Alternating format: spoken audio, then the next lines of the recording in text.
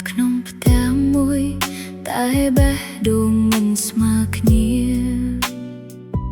បងប្អូនជាច្រើនតែស្នេហ៍មិនได้ហាក់ខុសគ្នា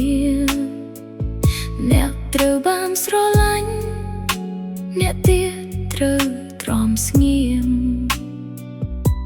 ទឹកភ្នែកខ្ញុំលាក់ក្នុងមុខញញឹម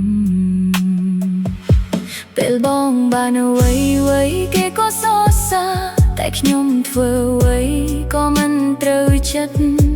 សំឡេងមិនได้ហៅឈ្មោះខ្ញុំគ្រាន់តែធ្វើឲ្យចិត្តឈឺជាមុនខ្ញុំមិនចង់ប្រៀបធៀបណាស់ណាគ្រាន់តែចង់បានសេចក្តីស្រឡាញ់ដូចគេតែហេតុអ្វីក៏ដូចគ្នា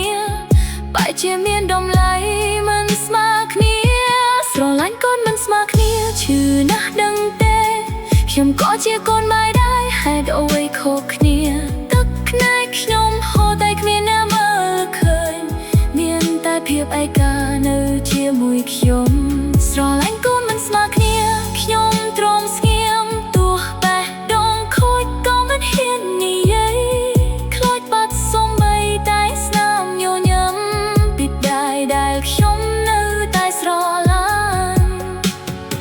ពេលខ្ញុំធ្វើខុសត្រូវស្ដីខ្លាំងពេលបងធ្វើខុសគ្រាន់តែសាយទេ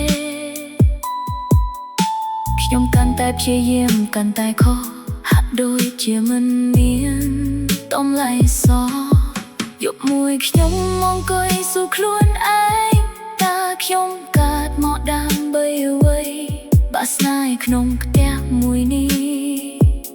មិនដែលស្មើគ្នា